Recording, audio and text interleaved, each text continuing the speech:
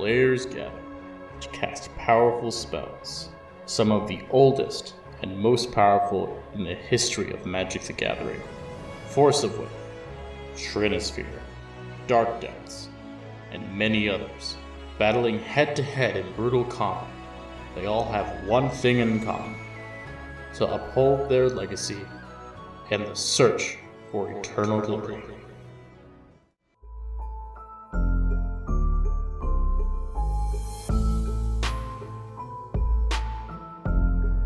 The Eternal Glory podcast is brought to you by the minds behind BoshNRoll on YouTube, Thraben University, and theepicstorm.com. This episode is sponsored by Eminence Gaming.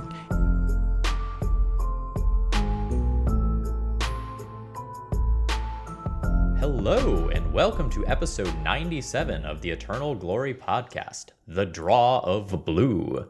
We've already recorded 30 minutes of introduction and banter for the week, available in our supporter-exclusive pre-show. Check out patreon.com/eternalglory to gain access or join as a YouTube member for the same content on YouTube instead. As always, I'm Phil Gallagher, aka ThrabenU, joined by... I am Brian Coval, aka BoshNRoll. And I am Bryant Cook of the Epic Storm. Before we get rolling here, shout out to our new subscribers who just enjoyed the pre-show. We've got Sean and Brian and Nicholas and Valakut. Valakut, I'm a big fan of the way that you deal 3 to everything. I think you're over the line with Dryad of the Elysian Grove, so maybe chill out a little bit. But we're happy to have you all the same. All right, and I'd also like to take a moment to thank our sponsor, Eminence Gaming, and we're going to do our quick shout out here. Are you interested in running an event or want your LGS to do so? Worried about the logistics of it? Fear not! Eminence Gaming's Command Tower software has you covered. You can create and manage 4-player or 1v1 tournaments easily, and its unique pairing system ensures you don't get paired against the same players multiple times. Visit eminence.event for details. And without further ado, let's talk about how to draw some cards. Now, this is a concept that I'm personally not very familiar with, but we have some other powerful blue mages here who are going to kind of walk us through card draw in Legacy. Setting kind of the context here, EI got banned, and that was just the de facto best source of card advantage in the format. It was so strong, so flexible. You got to loop it with Mystic Sanctuary, then maybe return that back to hand with Daze, do it again and again and again. And now you actually have to think about how you're going to draw cards. What's EI? For those of you who don't know the answer to that, hopefully you never have to know that it's expressive iteration. If you play Modern, obviously it's still a format staple there. Over expressive iteration's existence in Legacy, we went from this card's pretty good in Delver to this card's busted in Delver to maybe we'll play 2 of these in our Jeskai or Grixis control decks to, oh, this is just the best thing to do. We're going to put 4 in every deck. We're going to add red to the Bant mana base, and now Bant control is just automatically 4-color because we're playing 4 EIs as well. It just really warped how we perceive card advantage around it, and we're going to talk about what its removal has done to the metagame and what people are doing to draw cards now that you can't do that anymore, a thing that we all grew so accustomed to. I'm going to take a prediction here. Is Brian now playing the best card in Legacy, Galvanic Relay? Stick around to find out. We'll talk about that later. Outlook looks bad, though.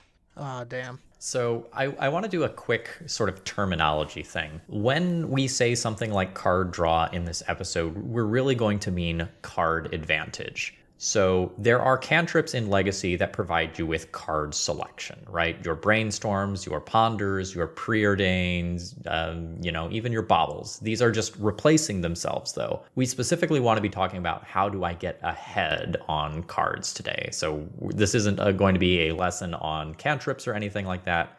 We're talking about your 2-for-1s. How do you get that value? And let's start by talking about what everyone thought was going to happen. And we did an episode, we were in there with everyone else saying, what are people going to default to now that expressive iteration is gone? And Predict was near the top of that list. It was on the top of everybody's list. I know a bunch of people in my community were complaining that the foil spiked by like $60 when the EI ban was announced. Suddenly, everyone's trying to shove Predict in their deck, and that's not really how the format has borne out. I saw some Predicts in the early days, and the trick with Predict is if you're not setting it up, it's just a cantrip. It's a 2 mana. Put this card in the graveyard, put a new one in your hand. Even if you do set it up, it still sees fewer cards than a Brainstorm or a Ponder. And I don't know that Legacy is in a predict kind of space anymore, unless you're doing something really specific with it, like setting up a Doomsday pile. Yeah, for the first time yesterday, in basically eons,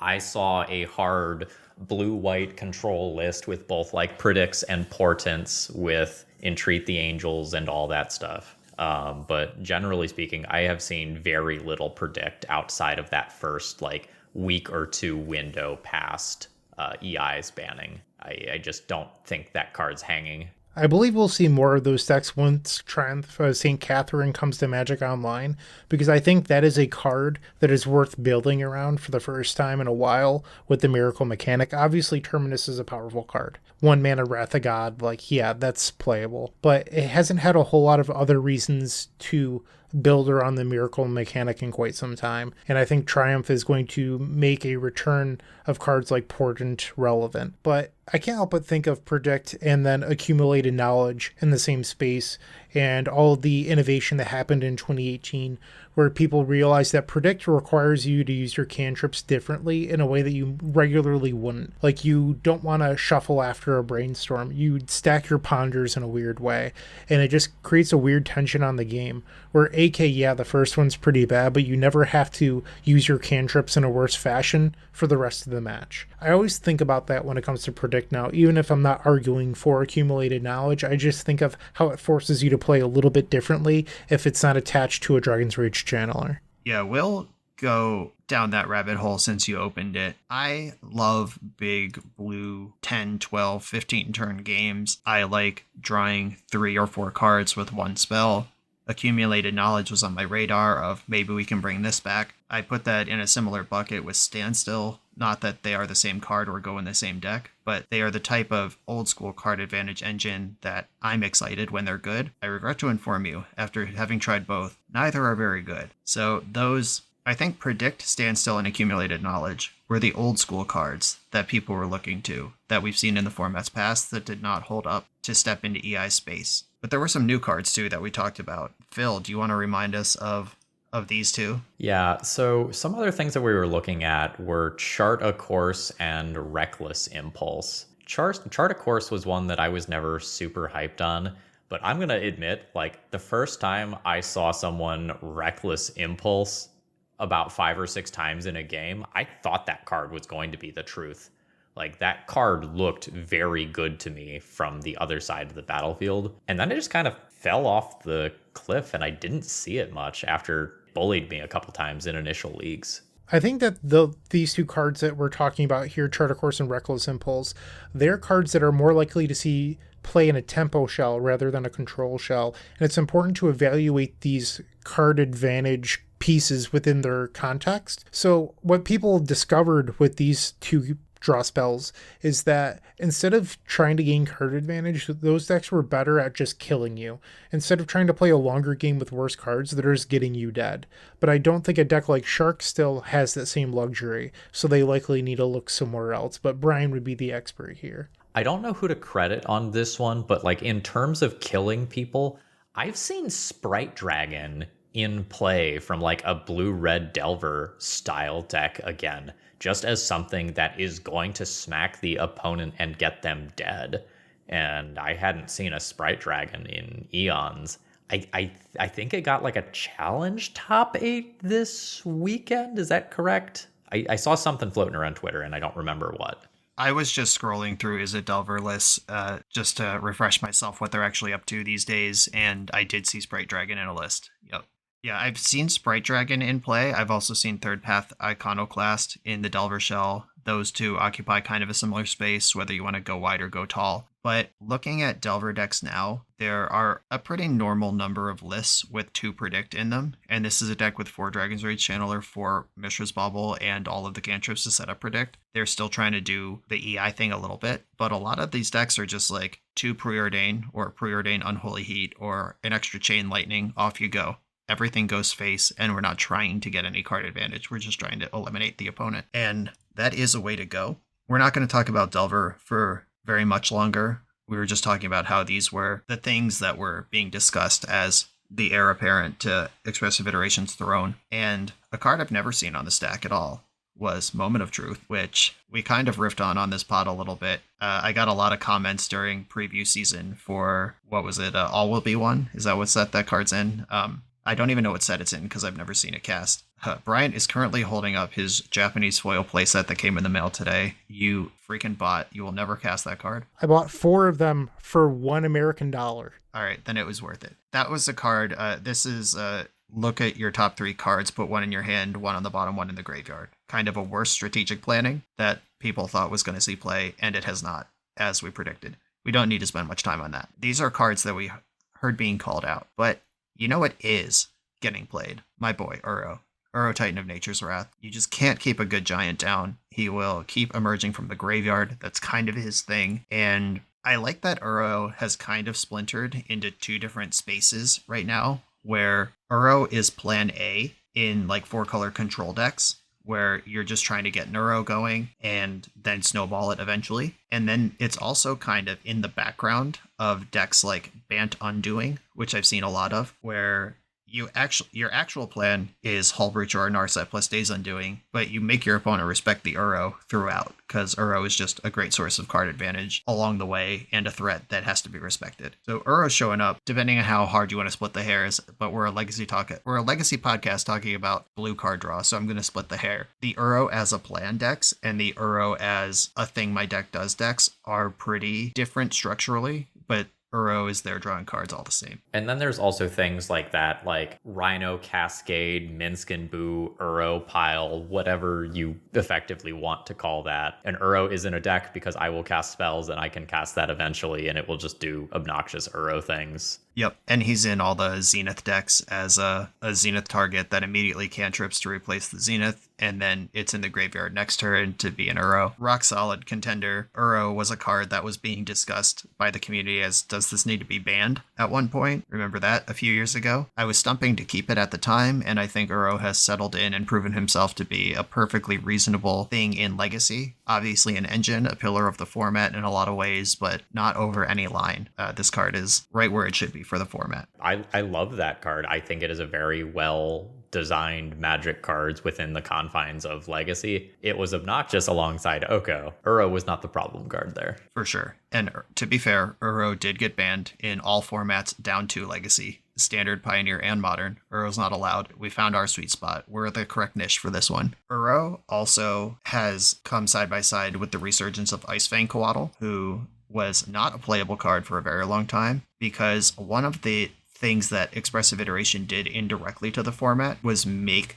the control decks play 4 colors, because you couldn't keep up with EI decks, or like Is It core decks with just blue, green, and white. You needed to do something else, whether it was black for like Witherbloom Command and some Planeswalkers and a Zenith package, or it was red for your own EIs and Minsk and Boo. 3-color decks could not keep up with Expressive Iteration, and you can't play enough basics to turn on Icefang Coatl in a 4-color deck, and that's why we didn't see Icefang Coatl for a long time, but it's back. Basic lands are back. Uro likes basic lands. Uro likes Icefang Coatl. And Coatl is a perfectly reasonable way to draw a card and impact the board and Legacy. I have a hot take for you, Brian. I believe that Icefang Coatl was the death of old school control. And what I mean by that is the classic Miracles build with like Predict and Portent and all that stuff. Once your Swords to Plowshares came attached with a cantrip, it kind of changed the way that these decks were built. And I remember at first it went from being just Azorius Miracles to Bant Miracles. And then it became Hot Bant. And then it became a little bit more mid-rangey with Uro and Oko.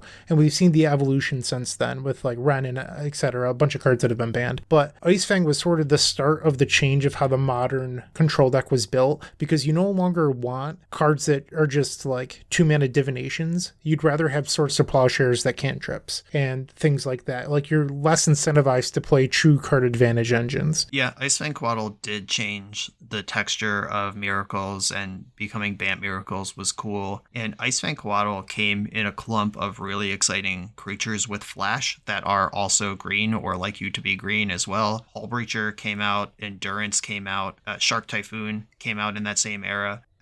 And by era, I mean like the time we were all in our house for COVID. Just the things you could do at instant speed that put a body into play and also draw you a card or get you at least a card's worth of value. That is a robust number of options these days. A lot of people would say, hey, Baleful Strix existed this entire time. It's the same card. I don't think that's actually true. Being an instant is just like a huge difference maker in your format that makes your opponent respect counterspell or things like that. The color is also decisively different. Like the black often pushes you to more sorcery speed stuff, your thought seizes, your toxic deluges, that sort of stuff, in a way that some of the green stuff doesn't necessarily do. Yeah, I do believe that in the Legacy vacuum, Baleful Strix is a better card than Icefang Coatl. It's just in the context of my control opponent has 4 open mana, including 3 snow basics, and the things you have to respect. Coatl affects that world a lot more than Baleful Strix does, because Strix is just heads up, now I gotta beat a Baleful Strix. But Strix does lead itself towards decks with Thoughtseize and Hymn to Taraka in them more than decks with Counterspell in them, and they're just kind of different things. Interesting thing I noticed at one point, not directly related to this conversation, but I keep all my cards in Legacy playable binders sorted by color, and just flipping through my multicolor binder, I found that most of my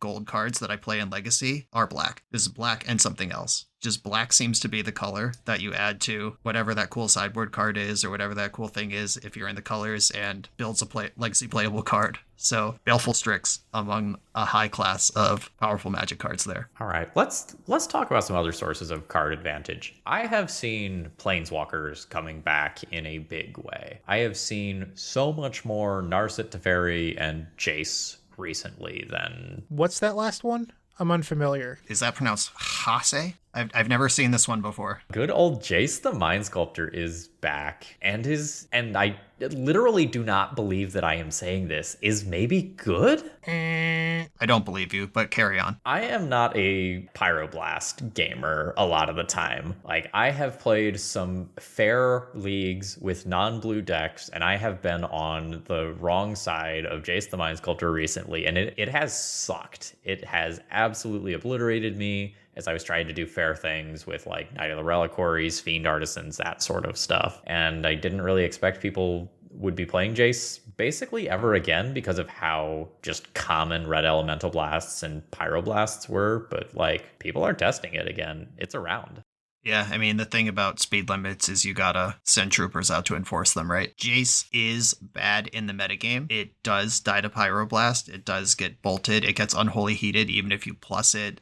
Force of Negation is frequently on decks on top of Force of Will. Even non-red blue decks are playing Mystical Dispute to get edges in the blue mirrors. Forget about Jace. But if you're the person who's just like, I'm gonna tap 3 mana for a Knight of the Reliquary in Legacy, you deserve to get jaced. You did that to yourself. That league did not go well. I believe it. I played against blue-white control decks twice, and I got to teach my younger audience about how bad Maverick is against board wipes, and it was painful. Yeah, if you do find yourself suddenly in 2012 and you're just ramming Maverick into dedicated Terminus strategies with Jace the Mind Sculptor, then I could see where that would come up. I think I've seen Jace in play once in recent memory worth discussing. I don't even remember if it was pre or post ban, but I only have one memory of Jace being in play, and Jace will still win a game where it goes unchecked, but it also gets checked a lot easier these days. So I'm not a believer in Jace. I'm not reaching for that one in my deck building now. Narset, my girl, the Parter of Veils, she's back in basically 3 EI levels of play. She's a card that control decks were just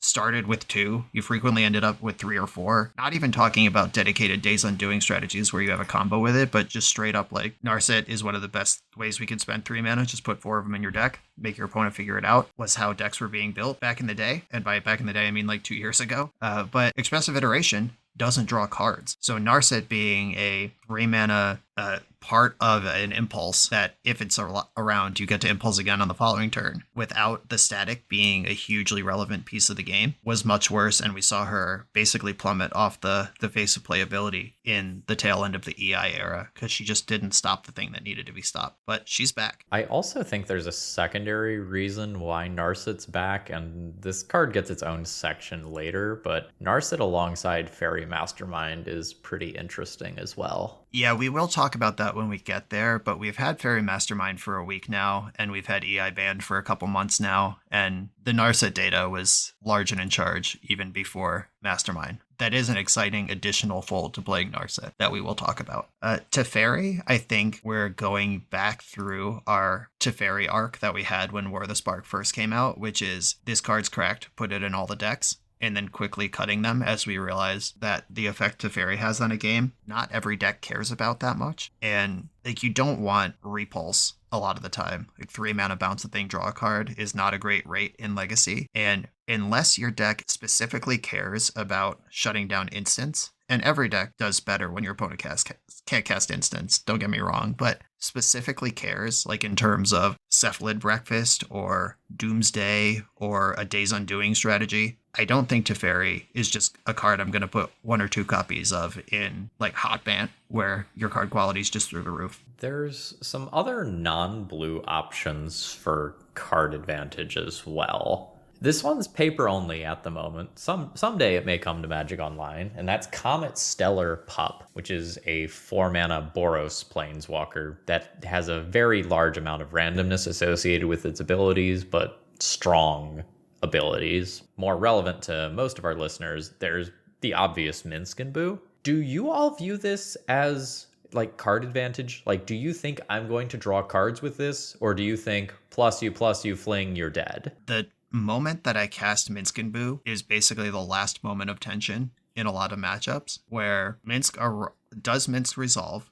If yes, does it get bolted in response to the hamster trigger? And then if no, like if Minsk is in and it doesn't get bolted before I can activate it, I feel like I've won that game. Because if your opponent, there are clean answers like Caracas that just mitigate Minsk and Boo for as long as it's in play, but Minsk and Boo functions as Rishadan Port for that whole time. Like, that's a land that your opponent's not using to do other stuff because it's locked down dealing with the hamster. That's some sort of advantage. If they actually start casting like Unholy Heat or Swords to Plowshares or Prismatic Ending on a hamster, that is real card advantage. And then if you ever get to a spot where you're whipping a hamster, that is genuine card draw. And that comes up a lot I'm going to talk quite a bit in this episode about Anzi's 4-color Yorion build of Hot Bant, where he plays 4 Minsk and Boo in that deck, and it's a pretty normal play pattern to like play buff your hamster, and then buff your hamster, and then fling with a second Minsk and Boo, like all in the same turn cycle. That is a pretty normal play pattern to move into the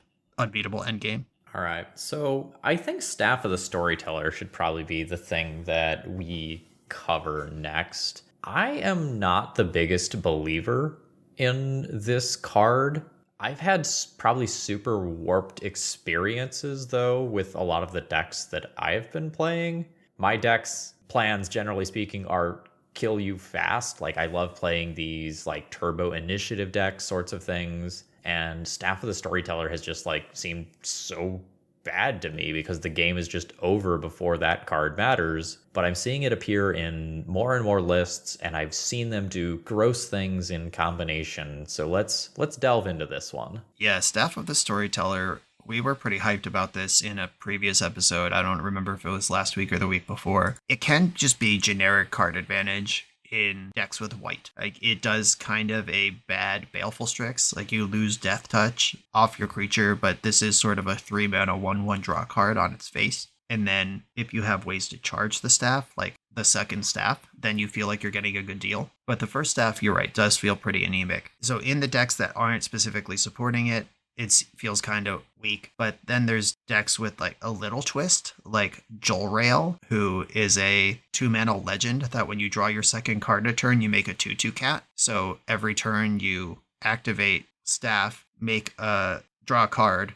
which makes a cat, which charges the staff. So there's like little engines like that have popped up that are more cute than good, but they do exist. I've seen it replacing the Baleful Strix slot in Cephalid Breakfast as a just generic thing that draws a card and blocks in your deck while you're trying to set up a combo, which is pretty cool. That works with Urza Saga. Monastery Mentor has been the one that I have been most impressed with, just as good cards that you can play that happen to make a token that can draw you a card later. Yep, Mentor overlays with it. I found that I tried a standstill deck with Staff of the Storyteller in it, and my finding in that was that Staff of the Storyteller is a standstill. It's not a Shark Typhoon. If you're talking about what the role of a card is in the deck, like Shark Typhoon is the thing that pays you out for having your engine in play, and Standstill is the engine. And Staff of the Storyteller is a standstill. It's not a Shark Typhoon because it doesn't function under standstill because you have to cast the staff. And I found that everything that works under standstill also charges Staff of the Storyteller because you're doing Shark Typhoon, you're doing Timeless Dragon, you're doing Currency Converter, you might have Urza Saga in your deck. All of these charge staff, and I think that this card is actually going to kill Standstill, like the last remnant of people like myself still trying to make Standstill work, because it is a less volatile thing that triggers off all the same engines that your deck is already playing and gives you cards over time. And there's never a board where you draw Staff of the Storyteller and you're like, well, if I cast this, I lose, which is occasionally the case with Standstill. So I think Standstill, even though it's not a tier 1 archetype, is one of the ones most affected by the existence of this card. I don't believe you mentioned it, or maybe you did, but I didn't hear anything about Living Weapon with this, because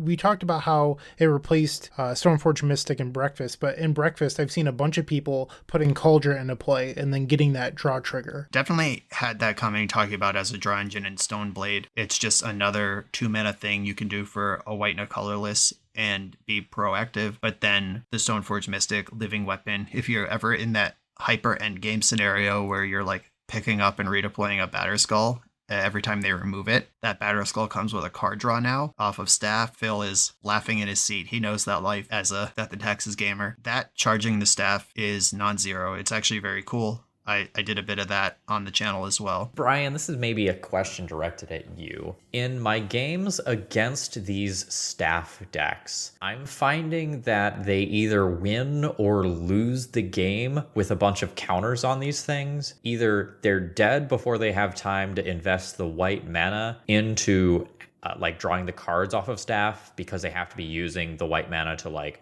Prismatic Ending or Swords to Plowshares early threats, or they have gotten to the end game and there's like a staff with 5 counters on it, a staff with 4 counters on it, a staff with 3 counters on it, and like they have all the cards they could ever possibly want, and mana is kind of the bottleneck. What's your experience with like number of counters on these things as like games go on? Yeah, I found a similar thing. A lot of the times white is not the main color, especially if you're in an Uro adjacent deck.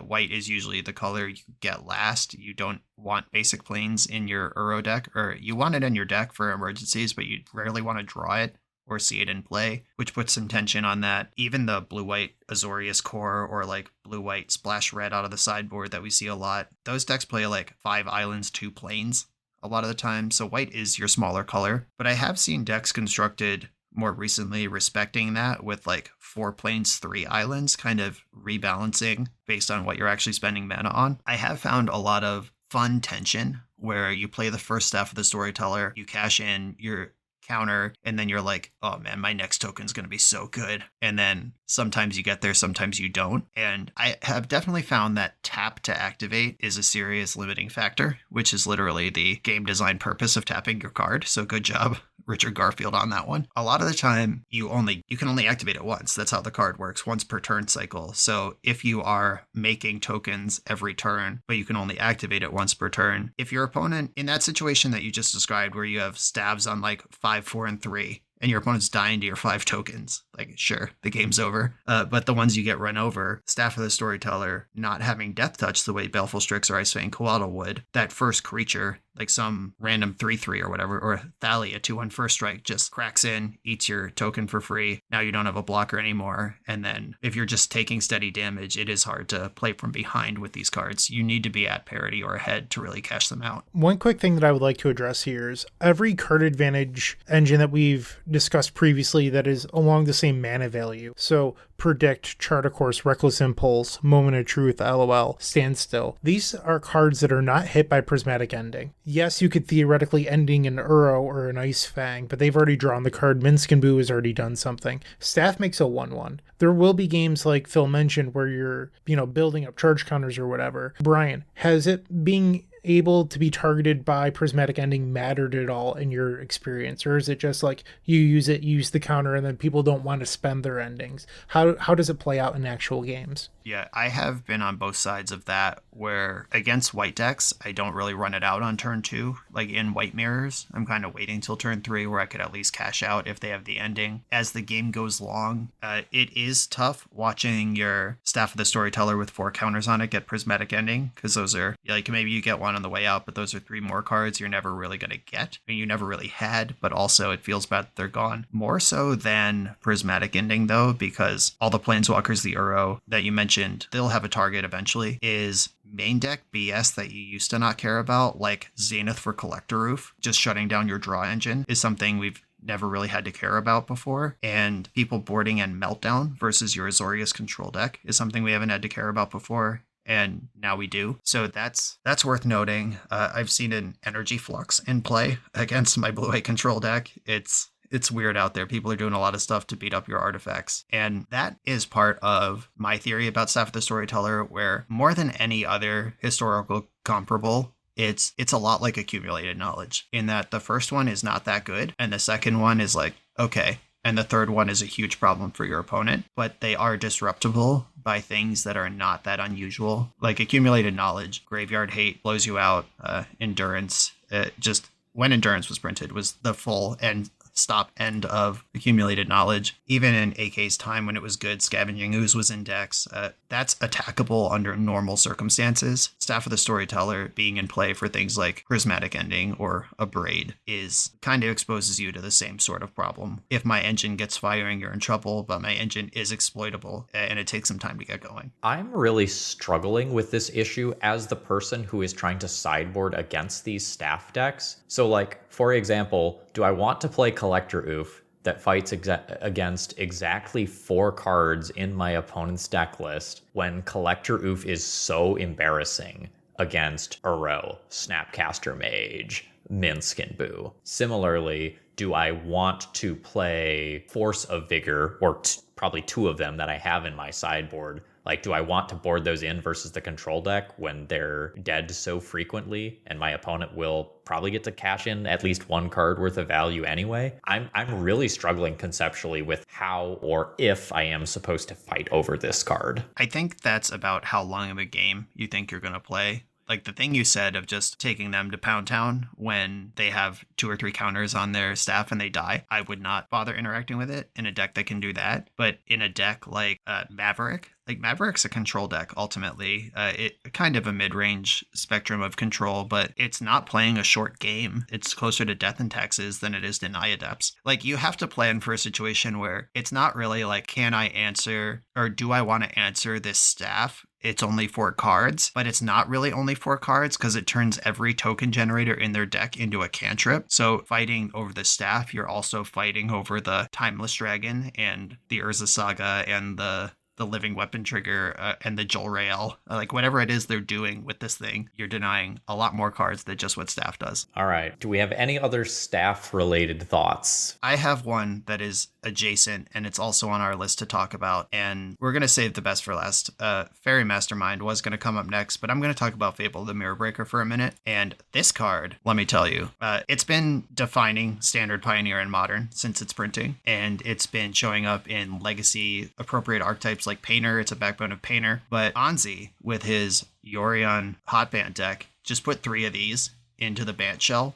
Like, if you haven't seen Anzi's Yorion Hotband deck, it's basically just my Hotband deck with 20 more cards in it. We have all the same cards. We haven't done anything conceptually different other than he shoved 20 more cards into it. There are no cuts from the stock list. They're only additions. And he added 4 Staff of the Storyteller and 3 Fable the Mirror Breaker. And Fable in a blue shell, I might be hooked. This was a lot of fun to play. Fable makes tokens, both the Goblin Shaman that it makes on arrival, and every time Goblin attacks, makes a treasure.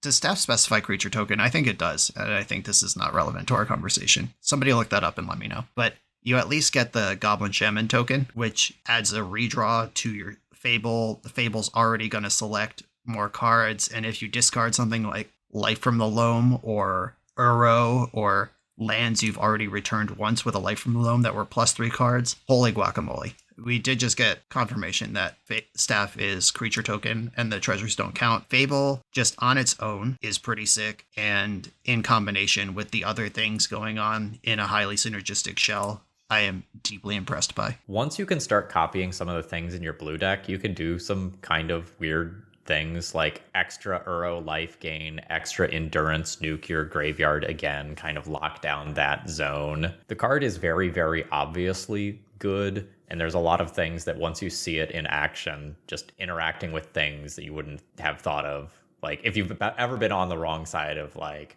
that thing plus Snapcaster Mage plus a stacked graveyard, it can be gross. Real quick before we get angry comments, the Reflection of Kiki-Jiki can only copy non-legendaries, so you can't spam Uros to gain extra life. I've played Fable in a lot of decks over Modern and Pioneer, and I basically read this card as 3 mana, draw a removal spell out of your opponent's hand, loot 2, and then draw another removal spell out of your opponent's hand. So it's kind of like a mind route with selection attached to it. Anytime that my Goblin actually stays in play to attack and generate a token, I'm like, oh my god, the possibilities are endless. And if I ever untap with Reflection of Kiki-Jiki, I don't even know what to do with myself. That's happened so few times that they're so incentivized to kill it. Yeah, it's bonkers. It unlocks all sorts of crazy stuff. Let's move on to what is probably going to be our final card of the day, and that is Fairy Mastermind. I think this one is new enough that I'm going to go ahead and read this. Yes.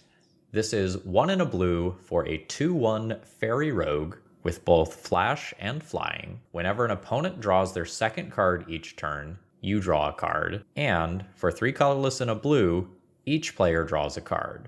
Starting at the surface level here, that means for 4 mana, you draw a card, your opponent draws a card, you draw a second card. Wow, Spectral Sailor power creep. Yeah, they did creep the crap out of Spectral Sailor, but I would even say that activating that ability is not even really the surface. That's like highly relevant flavor text. The surface of this card is in response to your ponder, flash this in. I have a 2/1 and I draw a card because you just pondered. Or Brainstorm. Even if it's on your own turn, Brainstorm's going to draw 3 cards right away and meet the criteria. This is ambush your cantrip +1 card. Now deal with my 2/1. And 6 turns from now, we could start talking about activating this thing if we want to. But just jump in, eat the cantrip, and off we go. That is crazy exciting gameplay. While we're talking about Fairy Mastermind, and I know we've already talked about Narset, one incidental thing that I've noticed in my testing recently is if you're someone who plays a lot of bobble effects, either Mishras or Urzas, you can use them in ways that get around Fairy Mastermind and Narset, both of which are making huge swings in the metagame right now. So I think the value of things like bobbles, sort of pseudo-ignoring these cards, actually is pretty relevant. Yeah, the Mastermind doesn't require exactly the same dancing as a Narset does because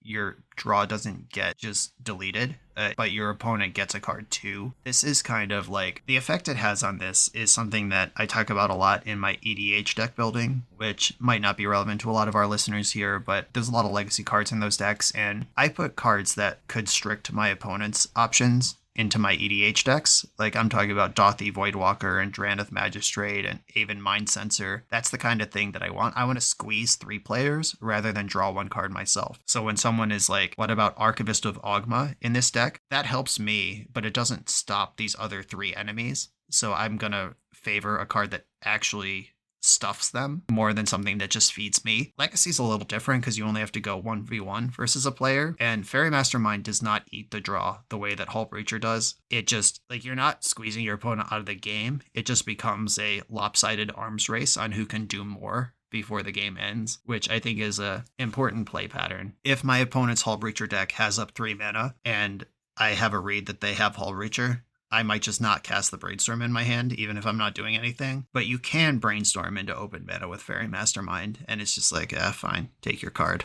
I'll continue playing the game. It's a different kind of texture than the full blowout. It really makes a lot of the other card advantage options worse. Like Uro was something we were singing the praises of very early on in this episode. And when you have a hand with an Uro and your opponent has the Fairy Mastermind on board, it feels pretty bad to play your Uro. You're still probably going to begrudgingly do it. You might really think like, can I wait a turn or two to draw an answer to this thing rather than giving my opponent the immediate value? And a lot of your decisions really, really look at how many cards are in both of your hands in a way that you might not with a lot of other typical card advantage situations. Right. In that way, Fairy Mastermind plays a lot like Shieldred the Apocalypse, which is if you're not holding the answer on arrival, it's going to hurt a lot to try to dig for it. And obviously, it's a different thing. It incentivizes a different thing. Punishment when you try to dig for the out, if you're not already holding it, is a huge deal. And just like Shieldred, Fairy Mastermind appears in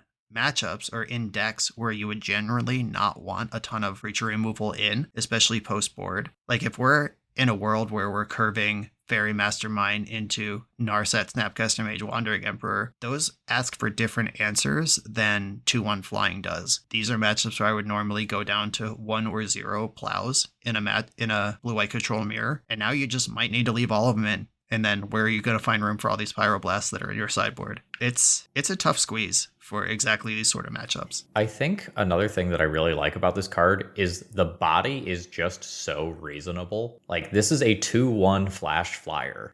This is your end of turn play that you can start pressuring, a deck like Reanimator or something like that you might normally have to hold up a bunch of mana for. In a matchup like, say, Death and Taxes or something like that, a 2/1 flash creature will trade with a lot of relevant bodies.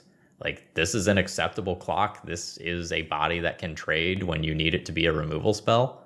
This card does a lot. I'm so impressed by it just as a whole. I've boarded in Containment Priest against decks like Storm that don't even have creatures just because it has 2 power and flash, and I can hold up a counter spell or drop a threat if they don't make me counter it. And this one just gives you that on a card you want to play anyway. Brian, does playing Fairy Mastermind come at any sort of cost? Like, are you no longer playing threats that you used to because you're now playing Fairy Mastermind? Or does Fairy Mastermind just come at the cost of the slot that Expressive Iteration was in? Like, are you still playing things like Snapcaster Mage or Monastery Mentor? Or does it sort of eat that away and then Fairy Mastermind, like you use more cantrips or something else in the Expressive Iteration slots? Like, what is your thought process here? You probably don't put Mastermind in one of those really classic clunky Azorius core decks that has like 2 or 3 Supreme Verdicts across the 75 or 4 Terminus across the 75. I think they might step on each other a little bit. Like, you're incentivized to go 1-for-1 because you have this 2-for-1 machine low on the curve, rather than trying to spike a giant sweeper at some point. I think that texture changes a little. But rather than replace the 3 drops, Fairy Mastermind costing 2 is something that these blue-white core decks have been begging for years, basically since War of the Spark came out. And we get Narset, Teferi, Monastery Mentor, Snapcaster plus a 1-drop. These are all 3-mana plays. It's a running joke in the community that Jeskai Control is just like the 3-drop theme deck. They don't do anything before turn 3. That's a critique of these decks and has been for years, and a reasonable one as well. And this is just a very real thing to do on 2 that will continue to impact the game on turn 6 and turn 10. And this is just what the doctor ordered for exactly that style of deck. And we don't know what else it's going to spawn, but the existing shell that it just drops right in is Jeskai Control, and Matthew Vuk Ozymandias figured that out and won the Legacy Challenge with it. He just, pops a playset of these into traditional looking Jeskai Control, and off we went. That's a good recipe, and it's a clean recipe for success. Also, pressures Narset, pressures Teferi, pressures Comet, like other sources of card advantage that we were talking about, not just physically the ones that draw cards either. Another thing I want to point out about Fairy Mastermind is Fairy Mastermind in multiples scales favorably, because if you have 2 Fairy Masterminds and you activate one of them to let each player draw a card, each of those fairies now sees your opponent draw their second card. And now, rather than the 1-for-2 pump that activating 1 Fairy Mastermind gets, we get 1 for 3. Just by having the second one around, you don't need to do anything with it. It's not like pay 1, draw a card on some other cards that exist. It's just like free, gratis. If you have one, you get the other. And the damage stacks up real quick. Dying in 2-point chunks, dying in 4-point chunks, outdrawing you 3-1. You can't cast cantrips or divination for free. It gets out of control quickly. Brian, you mentioned that these control decks haven't had this 2-drop that we've been looking for. And now now with March on the Machine, we actually have 2 of them between Fairy Mastermind and Staff of the Storyteller. How do you know which 2-drop your deck wants? Does it want both? Does it want one or the other? How do you decide on this? I would be surprised if Staff and Mastermind end up in the same decks together. They do seem like they pull you in different directions. But I think the question is, do you like sweepers or not? I think that's one of the big ones, because you don't blocking with your 1/1 spirit token, drawing a card and then sweeping the board doesn't feel bad. But Fairy Mastermind, if that goes away in your sweeper, it does feel kind of bad. I think that Fairy Mastermind, I mean, also just what the rest of your deck does, how many instants are in your deck matters a lot. A deck like Bant that is going to be casting Uro, Minsc & Boo, Narset, you don't mind tapping out for something like Staff so much. A deck like Jeskai that wants to hold up Pyroblast, Swords to Plowshares, Mystical Dispute, Force of Negation, etc., and then slide in a 2/1 if you don't pressure. That's probably where it's going to be. Decks with a lot of instants who can leverage not tapping out on their own turn better. All right. Do we have any final thoughts here about card advantage in this sort of new world and the draw of blue? I just want to shout out Yuta Takahashi for his Worlds win. He is an eternal gamer himself. He frequently bling posts on Twitter with his Black Border Power and his Eternal Foils, and he is one of us. And he is also the Magic World Champion. And this is a gift from him to himself and also to us by proxy. This was not just an accident. He knew what his audience was with this card. So shout out to Yuta. Thank you. And one more shout out. Happy birthday to our editor, Phil Blackman, at Force of Phil on Twitter. Phil, you do a great job editing this podcast, and we appreciate you. Hope you have a great birthday.